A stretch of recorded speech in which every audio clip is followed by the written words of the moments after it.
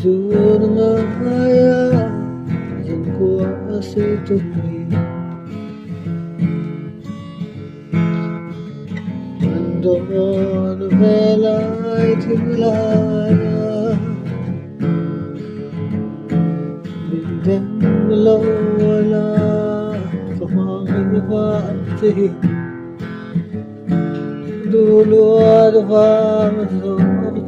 asin Oh tuna Bimsulvet se Dalam kita Selona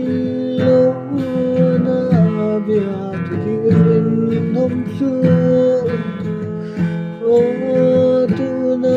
bilang to may ro